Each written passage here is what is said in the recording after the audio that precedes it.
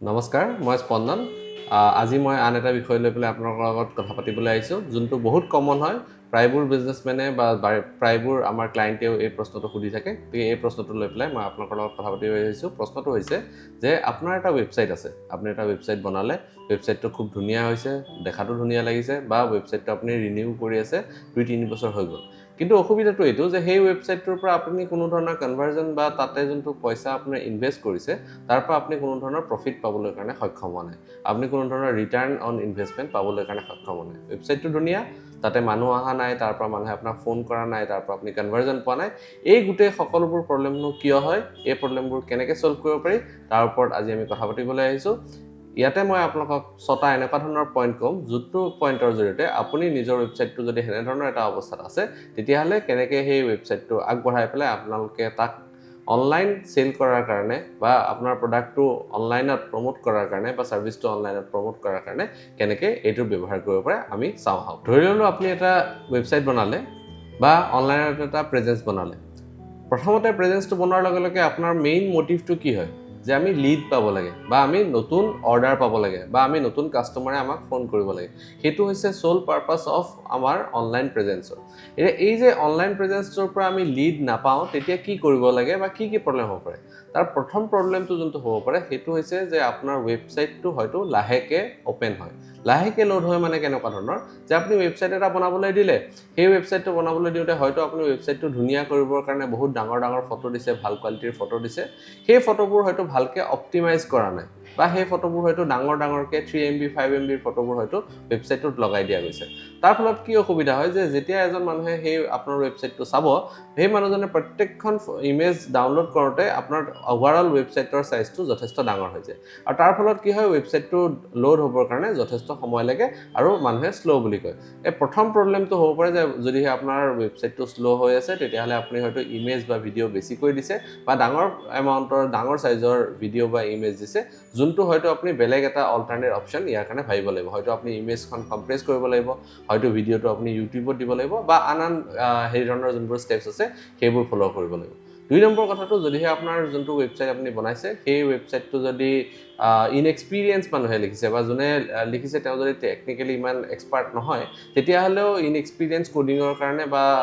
Unprofessional কোডিঙৰ কাৰণেও সেই প্ৰব্লেমটো আপোনালোকে পাব পাৰে। ইয়াৰ উপৰিও যদিহে আপোনাৰ ৱেবছাইটৰ যোনটো হোষ্টিং বা ছাৰ্ভাৰ লোৱা আছে, সেই ছাৰ্ভাৰটোৰ যদি কেপাচিটিটো এক্সিড হৈ গৈছে, মানে প্ৰত্যেকটো হোষ্টিং বা প্ৰত্যেকটো ছাৰ্ভাৰৰ কিছুমান লিমিট থাকে, যেনে এই ৱেবছাইটটো যদি এই ছাৰ্ভাৰটোত থাকে, তেতিয়াহ'লে 100জন মানুহে ডেইলি ভিজিট কৰিব পাৰিব বা 1000জন মানুহে ভিজিট কৰিব পাৰিব। গতিকে যদিহে আপোনাৰ হোষ্টিং বা ছাৰ্ভাৰটোৰ লিমিটটো এক্সিড হৈ গৈছে বা সেইটোৰ লিমিটৰ ওপৰৰ ফালে গৈছে, তেতিয়াহ'লেও কি হ'ব, আপোনাৰ ৱেবছাইটটো শ্ল' হ'ব পাৰে। অভাৰঅল কথাটো হৈছে যে যদিহে আপোনাৰ ৱেবছাইটটোৱে ইউজাৰ এক্সপিৰিয়েঞ্চটো ভালকৈ দিব পৰা নাই বা ইউজাৰ এক্সপিৰিয়েঞ্চটো ভাল হোৱা নাই, তেতিয়াহ'লে আপোনাৰ ৱেবছাইটটো শ্ল' হ'ব। আৰু যদিহে আপোনাৰ ৱেবছাইটটো শ্ল' হয়, তেতিয়াহ'লে মানুহে সেই ৱেবছাইটটো কমকৈ খুলিব বা গুগলেও সেই ৱেবছাইটটো ৰেংকিঙৰ ওপৰলৈ নিদিব, তলৰ ফালে ৰাখিব। সেইকাৰণে আপোনাৰ ৱেবছাইটৰ স্পীডটো বহুত মেটাৰ কৰে, আৰু সেইকাৰণে সেইটো আমি 1 নম্বৰ পইণ্ট হিচাপে ইয়াতে ৰাখিছোঁ। দ্বিতীয় পইণ্ট যোনটোৰ ওপৰত মই আপোনালোকক ক'ব আহিছোঁ, সেইটো হৈছে কল টু একশ্যন বা CTA। এতিয়া কল টু একশ্যন কি হয়? যেতিয়া আপোনাৰ ৱেবছাইটটো মানুহে খুলিব, ধৰা হ'ল যে মানুহজনে আপোনাৰ প্ৰডাক্টবোৰ দেখা পালে, আপুনি ছাৰ্ভিচেছবোৰ লিখি থৈছে, আপোনাৰ পৰা মানুহে কিয় কিনিব লাগে সেইবোৰ কথা লিখিছে, আপোনাক মানুহে কিয় ট্ৰাষ্ট কৰিব লাগে সেই ধৰণৰ কথা লিখিছে, আপুনি ফটো দিছে, আপুনি সকলো কথাবোৰ লিখিছে। কিন্তু সেই সকলো কথাখিনি মানুহে গম পোৱাৰ পিছত মানুহজনে কি কৰা উচিত, সেই কথাটো আপুনি ভালকৈ লিখি থোৱা নাই। মানে কল টু একশ্যনৰ অৰ্থ হৈছে যে মানুহে আপোনাৰ ব্যৱসায়টো বা আপোনাৰ বিজনেছটোক লৈ যদি ইণ্টাৰেষ্টেড হয় বা আপোনাৰ লগত কথা পাতোঁ বুলি ভাবে, তেতিয়াহ'লে ক'ত ক্লিক কৰিলে সহজে কথা পাতিব পাৰিব, সেইটোক কল টু একশ্যন বুলি কয়। যেনেধৰণে ইউটিউবৰ ভিডিঅ' এটাত শেষত স্পীকাৰে কয় যে ইয়াতে ছাবস্ক্ৰাইব কৰি দিব, এইটো নাম্বাৰত ফোন কৰিব, সেই কথাবোৰক আমি কল টু একশ্যন বুলি কওঁ। এই কল টু একশ্যনটো আপোনাৰ ৱেবছাইটৰ ক্ষেত্ৰত যদিহে ক্লিয়াৰকৈ নাই, তেতিয়াহ'লে এইটো অসুবিধা হ'ব পাৰে যে মানুহে হয়তো চাইছে, কিন্তু আপোনাক কণ্টেক্ট কৰোঁতে দেৰি লাগে কাৰণে তেওঁলোকে কণ্টেক্ট কৰা নাই। সেইকাৰণে কি হয় যে প্ৰত্যেকটো ৱেবছাইটৰে তলৰ ফালে এটা ফ্লটিং হোৱাটছএপ বাটন বা ফ্লটিং কণ্টেক্ট আছ বাটন বা কল বাটন এটা থাকিব লাগে, যাতে মানুহে যদি যিকোনো সময়তে যদি কল কৰিব বিচাৰে, তেতিয়াহ'লে সেই বাটনটোত ক্লিক কৰি দিলে বা সেই বাটনটোত ক্লিক কৰি দিলে হোৱাটছএপলৈ বা ফোনত কলটো লাগি যায় গতিকে সেই কথাখিনি কল টু একশ্যনৰ আণ্ডাৰত আহে গতিকে আপোনালোকে সদায় চাব যাতে আপোনালোকৰ ৱেবছাইটটো বনোৱাৰ পাছত তাতে এটা ভালকৈ আৰু ক্লিয়াৰকৈ কল টু একশ্যন বাটন থাকে সেইটো হোৱাটছএপ হ'ব পাৰে সেইটো কল হ'ব পাৰে সেইটো মেইল হ'ব পাৰে সেইটো আপোনাৰ মেপৰ ডিৰেকশ্যন হ'ব পাৰে যিকোনোৱে হ'ব পাৰে কিন্তু মানুহে কি কৰা উচিত সেইটো ক্লিয়াৰকৈ থাকিব লাগে তৃতীয়তে মই ক'বলৈ ওলাইছোঁ যে যদিহে আপোনাৰ যোনটো ৱেবছাইট আছে সেই ৱেবছাইটটো মোবাইলত খুলিলে ভালকৈ নাহে সেইটো আন এটা কাৰণ হ'ব পাৰে যে মানুহে কিহৰ কাৰণে আপোনাৰ ৱেবছাইটটো ভিজিট কৰা নাই বা তাৰ পৰা মানুহে কিয় আপোনাক ফোন কৰা নাই কিয়নো কাৰণ যদিহে আপোনাৰ ৱেবছাইটটো মোবাইলত ভালকৈ নুখুলে যিহেতু মোবাইল চাৰ্চৰ পৰা গুগলত যোনবোৰ চাৰ্চ হয় সেইটো হায়েষ্ট হয় মানে 70% গুগল চাৰ্চ আজিৰ ডেটত মোবাইলৰ পৰা হয় বুলি বিভিন্ন ধৰণৰ ৰিচাৰ্চত ওলাইছে গতিকে যিহেতু 70% মানুহে মোবাইলৰ পৰা চাৰ্চ কৰে গতিকে আপুনি এইটো চাব লাগিব যাতে আপোনাৰ ৱেবছাইটটো মোবাইলৰ পৰা খুলিলে স্পীডত খোলে আৰু ধুনীয়াকৈ খোলে আগৰ দিনত কি হৈছিলে যে আমি যেতিয়া ৱেবছাইটবোৰ বনাইছিলোঁ তেতিয়া অকল কম্পিউটাৰৰ কাৰণে বনাইছিলোঁ লেপটপ বা ডেস্কটপৰ কাৰণে গতিকে সেইবোৰ মোবাইলৰ কাৰণে মোবাইল ৰেছপন্সিভ নহয় গতিকে আপোনালোকে যদি নতুনকৈ ৱেবছাইট বনাই আছে তেতিয়াহ'লে আপোনালোকে সদায় এইটো নিশ্চিত কৰিব যাতে আপোনাৰ ৱেবছাইটটো মোবাইল ৰেছপন্সিভ হয় আৰু ইতিমধ্যে যদি আপোনাৰ ৱেবছাইট আছে তেতিয়াহ'লে সেইটো আপোনালোকে মোবাইল ৰেছপন্সিভনেছলৈ কনভাৰ্ট কৰিব আৰু যদিহে হোৱা নাই এতিয়াও তেতিয়াহ'লে আপোনালোকে আমাৰ নিচিনা কোনোবা এজেঞ্চিক হায়াৰ কৰি পেলাই সেই কামটো কৰিব পাৰে সেইটো খুবেই ইম্পৰ্টেণ্ট কাৰণ নহ'লে আপুনি যোনটো মোবাইল ট্ৰেফিক আছে সেই মোবাইল ট্ৰেফিকখিনি হেৰুৱাব লগা হ'ব আৰু তাৰ ভলিউমটো 70% অফ দ্য গুগল চাৰ্চ মোবাইলৰ পৰা হয় গতিকে আপোনালোকে সেই বস্তুটো নিশ্চয়কৈ ধ্যান দিয়া উচিত এতিয়া 4 নম্বৰত মই যোনটো কথা ক'ব ওলাইছোঁ সেইটো হৈছে লেক অফ ট্ৰাষ্ট এতিয়া লেক অফ ট্ৰাষ্ট মানে কেনেকুৱা যে যদিহে আপোনালোকৰ এটা ৱেবছাইট থাকে সেই ৱেবছাইটটো বনাবলৈ আজিৰ ডেটত যথেষ্ট সহজ হৈ গৈছে নিৰ্দিষ্ট মূল্যৰ বিনিময়ত এটা ডমেইন নেম যিকোনো এটা এজেঞ্চি হায়াৰ কৰিলে খুব কম মূল্যৰ বিনিময়তে আজিৰ ডেটত এটা ৱেবছাইট বনাব পাৰি যিহেতু তাৰ মূল্যটো যথেষ্ট কম আৰু যথেষ্ট কম সময় লাগে সেইকাৰণে যিকোনো এজন মানুহে যেতিয়াই মন যায় তেতিয়াই যিকোনো নামেৰে এটা ৱেবছাইট বনাই ল'ব পাৰে তাত অসুবিধাটো এইটো যে বিভিন্ন ধৰণৰ যেহেতু ৱেবছাইট আজিৰ ডেটত আমাৰ ওচৰত আছে যিকোনো এজন কাষ্টমাৰে বা যিকোনো এজন ক্লায়েণ্টে প্ৰথমতে এটা ৱেবছাইট দেখিলে সেইটোক ট্ৰাষ্ট কৰা দেখা নাযায় গতিকে এই যে কাষ্টমাৰৰ ট্ৰাষ্টটো আপোনাৰ অৰ্গেনাইজেশ্যন বা আপোনাৰ ৱেবছাইটৰ ওপৰত কাষ্টমাৰৰ ট্ৰাষ্টটো আনিবৰ কাৰণে আপুনি বিভিন্ন ধৰণৰ কাম কৰিব লগা হয় সেই কামবোৰ কেনেধৰণৰ হ'ব পাৰে যে আপোনাৰ যে সঁচাকৈ সেই অফিচটোত আছে বা আপুনি যে সঁচাকৈ সেই ছাৰ্ভিচটো অফাৰ কৰে তাৰ কিছুমান ৰিয়েল লাইফ ফটো আপুনি দিব লাগে যেনেধৰণৰ হ'ব পাৰে যে যিহেতু আমি ৱেবছাইট ডেভেলপমেণ্ট কৰোঁ বা মোবাইল এপ্লিকেশ্যন ডেভেলপমেণ্ট কৰোঁ আমি আমাৰ ৱেবছাইটত আমাৰ নিজৰ অফিচৰ ফটোবোৰহে দি ৰাখোঁ তাৰ ফলত কি হয় যে আমি যে আমাৰ যে সঁচাকৈ এটা অফিচ আছে আমাৰ যে মানুহখিনিয়ে কাম কৰিব জানে বা মানুহখিনিয়ে যে কাম কৰি আছে সেই ধৰণৰ কথাখিনি বা সেই ধৰণৰ ট্ৰাষ্টটো আমি পাবৰ কাৰণে সক্ষম হয় ঠিক এনেধৰণে আপোনালোকেও যদি যিহেতু আপোনালোকৰ যোনবোৰ ছাৰ্ভিচ বা প্ৰডাক্ট আছে সেই প্ৰডাক্টবোৰৰ ৰিয়েল ইমেজ আপোনালোকে দিবলৈ চেষ্টা কৰিব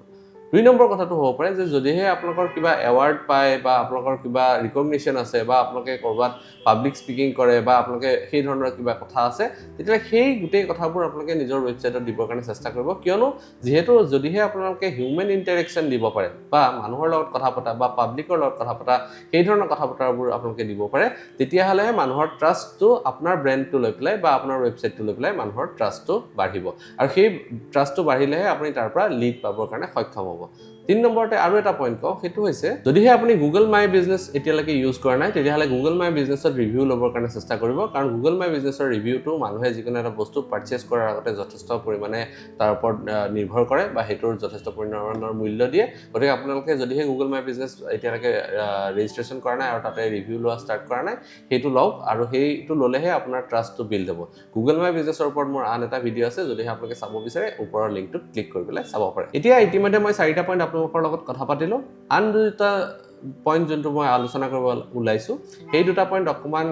খৰচী আৰু সেই 2টা অকণমান দীঘলীয়া সময়ৰ কাৰণে কৰিব লাগে যাতে আপুনি লিড পায় যদিহে এই 4টা পইণ্ট কৰাৰ পিছতো আপুনি আপোনাৰ ৱেবছাইটৰ পৰা লিড পোৱা নাই বা কাষ্টমাৰ আপোনাৰ ৱেবছাইটলৈ অহা নাই তেতিয়াহ'লে আপুনি কৰিব পাৰে search engine optimisation search engine optimisation মানে হৈছে যে যেতিয়া আপুনি এটা নিজৰ ৱেবছাইটটো গুগলৰ ৰেংকৰ ওপৰত আনিবৰ কাৰণে চাৰ্চ ইঞ্জিনটোত অপ্টিমাইজ কৰে সেইটোক SEO বুলি কোৱা হয় গতিকে SEO কৰিলে কি হ'ব আপোনাৰ ৱেবছাইটটো যোনটো কিৱৰ্ডছ আছে যোনবোৰ কিৱৰ্ডছ মাৰি পেলাই মানুহে আপোনাৰ ৱেবছাইটটো চাৰ্চ কৰিব সেই কিৱৰ্ডছবোৰ মাৰিলে আপোনাৰ ৱেবছাইটটোৰ ৰেংকিংটো ওপৰলৈ যাব আৰু ওপৰলৈ গ'লে মানুহে সহজে এইটো দেখা পাব আৰু মানুহে ক্লিক কৰিব তেতিয়া মানুহে আপোনাৰ ৱেবছাইটটোলৈ গৈ আপোনাক ফোন কৰাৰ সম্ভাৱনা বাঢ়ি যাব কিন্তু এই SEOৰ কামটো অলপমান এক্সপেঞ্চিভ হয় আৰু এই কামটো কৰোঁতে অলপমান সময় লাগে মানে প্ৰায় 3 পৰা 4 মাহ মিনিমাম সময় লাগে বেছিকৈ ধৰিব গ'লে 6 পৰা 8 মাহ সময় যিকোনো এটা ৱেবছাইটৰ SEO কৰোঁতে লাগে গতিকে যেহেতু যদিহে আপোনাৰ মানে লিড অহাটো প্ৰয়োজনীয় আৰু আপুনি এটলিষ্ট 6-8 মাহৰ এটা টাইমলাইন লৈ পেলাই নিজকে প্লেন কৰিব পাৰে তেতিয়াহ'লে আপোনালোকে SEO কৰাটো উচিত লাষ্ট পইণ্ট যোনটো মই ক'বলৈ ওলাইছোঁ সেই পইণ্টটো খুবেই ইম্পৰ্টেণ্ট আৰু সেই পইণ্টটোৰ জৰিয়তে আপোনালোকে ইনষ্টেণ্টলি লিড পাব পাৰিব বা ইনষ্টেণ্টলি আপোনাক কাষ্টমাৰে কমিউনিকেট কৰিব পাৰিব সেইটো হৈছে গুগল এডছ গুগল এডছটো হৈছে গুগলৰ এটা স্পনচৰশ্বিপ প্ৰগ্ৰেম তাত গুগলক আপুনি এটা নিৰ্দিষ্ট মূল্যৰ এমাউণ্ট হয়তো গুগলক দিব লাগিব আৰু সেই মূল্যটোৰ বিনিময়ত প্ৰত্যেকজন মানুহে যেতিয়া আপোনাৰ কিৱৰ্ডটো লৈ পেলাই বা আপোনাৰ ছাৰ্ভিচৰ নামটো লৈ পেলাই আপুনি দিয়া লোকেশ্যনৰ পৰা চাৰ্চ কৰিব তেতিয়াহ'লে কি হ'ব তেওঁলোকে সেই আপোনাৰ ৱেবছাইটটো ওপৰত দেখা পাব যেহেতু ওপৰত দেখা পাব মানুহৰ জেনেৰেলি ক্লিক কৰাৰ টেণ্ডেঞ্চি প্ৰথম 3টা পজিশ্যনত ক্লিক কৰাৰ টেণ্ডেঞ্চি বেছি গতিকে আপোনাৰ ৱেবছাইটটোত তেওঁলোকে ক্লিক কৰিব আৰু ক্লিক কৰিলে আপুনি আপোনাৰ সেই মানুহজনক হয়তো লিড হিচাপে বা কাষ্টমাৰ হিচাপে কনভাৰ্ট কৰিবলৈ সক্ষম হ'ব গতিকে এই গুগল এডছৰ যোনটো অপশ্যন হয় সেইটো যথেষ্ট ইম্পৰ্টেণ্ট আৰু ইফেক্টিভ হোৱা দেখা যায় কাৰণ নতুনকৈ এটা ৱেবছাইট খুলিলে কি হয় যে মানুহে নতুনকৈ খোলা ৱেবছাইট এটা গুগলেও ৰেংক নকৰে মানুহেও গম নাপায় গতিকে প্ৰথম অৱস্থাত যদিহে আপুনি কাষ্টমাৰ পাব বিচাৰিছে বা ক্লায়েণ্ট পাব বিচাৰিছে আপোনাৰ ৱেবছাইটৰ জৰিয়তে ৱেবছাইটটো বনোৱাৰ লগে লগে আপুনি গুগল এডছ কৰক গুগল এডছ কৰিবৰ কাৰণে মিনিমাম 5,000 rupees মান্থলি আপোনালোকে এটা বাজেট ৰখা উচিত সেই বাজেটটোৰ জৰিয়তে গুগলৰ পৰা আপুনি লিড পাব যদিহে আপোনালোকে লিডৰ পৰা আপোনালোকৰ কনভাৰ্জনটো ভাল দেখে বা ৰিটাৰ্ণ অন ইনভেষ্টমেণ্টটো ভাল দেখে তেতিয়াহ'লে সেই এমাউণ্টটো বঢ়াই গৈ থাকিব পাৰে আমাৰ নিজৰ এক্সপিৰিয়েঞ্চতে আমি এনেকুৱা কিছুমান ক্লায়েণ্ট পাইছোঁ যোনে 5,000ৰ পৰা ষ্টাৰ্ট কৰি এতিয়া মাহেলি 30,000 মান ৰুপিজ গুগল এডছত দিয়ে গতিকে তেওঁ 30,000 ৰুপিজ কিহৰ কাৰণে গুগল এডছত দিছে তাৰ মানে তেওঁ সেই 30,000ৰ পৰা হয়তো 3 লাখ ৰুপিজৰ বিজনেছ জেনেৰেট কৰিব পাৰিছে তেতিয়াহে মানুহে 30,000 ৰুপিজ এটা গুগল এডছত দিব গতিকে হয়তো এনেধৰণৰ হ'ব যে আপোনাক কোনো চেলছমেন বা আপোনাৰ কোনো চেলছৰ মানুহেই নাথাকিব আপোনাৰ গুগল এডছে আপোনাৰ চেলছমেন হিচাপে বা চেলছৰ টিম হিচাপে কাম কৰিব গতিকে সেইটো এটা অপৰচুনিটি হ'ব পাৰে যদিহে আপুনি নতুনকৈ এটা ৱেবছাইট বনাইছে বা যিকোনো এটা মোবাইল এপ্লিকেশ্যন বনাইছে বা যিকোনো এটা অনলাইন প্ৰেজেঞ্চ আপুনি কৰিছে তেতিয়াহ'লে মই ভাবোঁ যে গুগল এডছ কৰাটো খুবেই জৰুৰী আপুনি গুগলত এটলিষ্ট মিনিমাম 5,000 ৰুপিজ মানৰ পৰা আৰম্ভ কৰি গুগলৰ এডভাৰটাইজমেণ্ট দিব পাৰি এক মাহৰ কাৰণে সেইটোৰ জৰিয়তে কৰিলেহে আপোনাৰ বিজনেছটো অনলাইনত প্ৰমোট হ'ব আৰু প্ৰমোট হ'লেহে মানুহে জানিব তাৰ পৰাহে আপুনি বিভিন্ন ধৰণৰ লিড জেনেৰেট কৰিব পাৰিব শেষত এইটোৱে কওঁ যে কেৱল যদি এটা ৱেবছাইট বনাই থৈ দিয়ে বা এটা মোবাইল এপ্লিকেশ্যন বনাই থৈ দিয়ে তেতিয়াহ'লে সেই কথাটো মানুহে কোনেও গমো নাপাব ইভেন যদি কোনোবাই গমো পায় তেতিয়াহ'লে তাক সেইটো ট্ৰাষ্ট নকৰিব কাৰণ ইতিমধ্যে অনলাইনত যথেষ্টখিনি ৱেবছাইট আছে যথেষ্ট ধৰণৰ এপ আছে আপোনালোকে হয়তো ওচৰে পাজৰে বিভিন্ন ধৰণৰ এপ আৰু ৱেবছাইটৰ নাম শুনি থাকে গতিকে যদিহে আপুনি অনলাইনৰ জৰিয়তে ব্যৱসায় কৰিম বুলি ভাবিছে অনলাইনত লিড জেনেৰেট কৰিম বুলি ভাবিছে তেতিয়াহ'লে আপোনালোকে এই ধৰণৰ যোন 6টা পইণ্টৰ কথা ক'লোঁ সেই 6টা পইণ্ট আপোনালোকে মনত ৰাখক আৰু সেইটোৰ ওপৰত কাম কৰিলেহে আপুনি সেই ধৰণে লিড পাব পাৰিব আজিলৈ ভিডিঅ'টো ইয়াতে শেষ কৰিছোঁ ভিডিঅ'টো যদি ইমানখিনিলৈকে চাই পেলাই ভাল পালে তেতিয়াহ'লে লাইক কৰি দিব ভিডিঅ'টোৰ পৰা যদি কাৰোবাৰ সহায় হ'ব পাৰে বুলি ভাবে তেতিয়াহ'লে তেওঁৰ লগত শ্বেয়াৰ কৰিবলৈ নাপাহৰিব আজিলৈ আহিছোঁ ধন্যবাদ